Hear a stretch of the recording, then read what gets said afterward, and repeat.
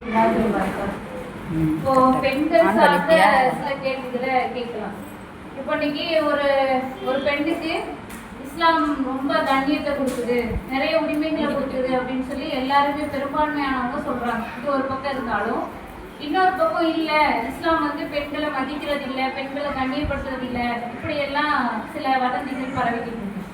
இப்போ இஸ்லாமிய திருமணம்னு எடுத்துக்கிட்டா அந்த திருமணத்துல ஒரு பெண்ணினுடைய சம்மதம் எந்த அளவுக்கு முக்கியம், பெண்ணுடைய சம்மதம் அவசியம் தானா அப்படின்றத நீங்க கொஞ்சம் தெளிவுபடுத்தலாம். சரியா இருக்கு. இதை பத்தி உங்களுடைய கருத்து என்ன, இஸ்லாமிய மார்க்கம் என்ன சொல்லுது அப்படின்றத நீங்க சொல்லுங்க.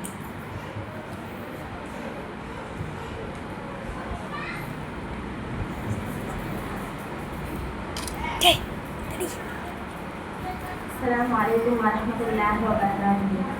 திருமணம்னு சொல்லிட்டாக்க நம்ம வந்து மன ஆண்கிட்டையும் மன பெண்கிட்டையும் வந்து நம்ம வந்து அனுமதி வாங்கணும். இப்போ வந்து பெண்கிட்ட வாங்குறது ரொம்ப ரொம்ப அவசியம்னு சொல்கிறாங்க.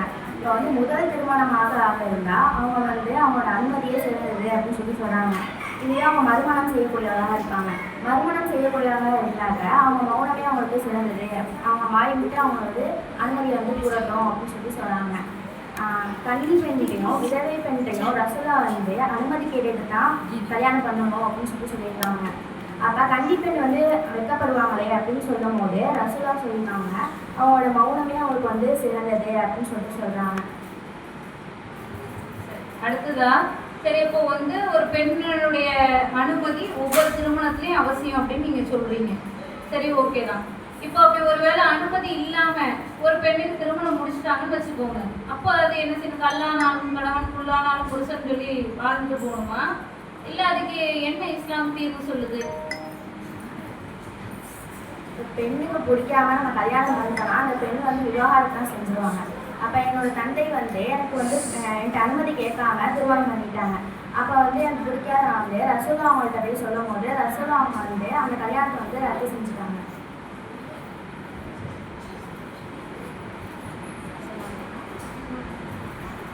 அடுத்தது இப்போ நீங்க சொன்னீங்க, ஓகே, ஒரு திருமணம் பண்ணும்போது ஒரு பெண்ணினுடைய சம்மதம் இல்லைன்னா அதை திருமணத்தை முடிக்கக்கூடிய அளவுக்கு இஸ்லாம் உரிமை கொடுத்துருக்கு அப்படின்னு சொல்றீங்க. சரி, அடுத்ததா என்ன சொல்லுவாங்கன்னா இஸ்லாமிய திருமணம் சொல்லிட்டாலே மகர் அப்படின்னு சொல்லிட்டு பேசிக்கிறாங்க. அந்த மகர்னா என்ன, அதை பத்தி உங்களுடைய கருத்து என்ன சொல்லுங்க?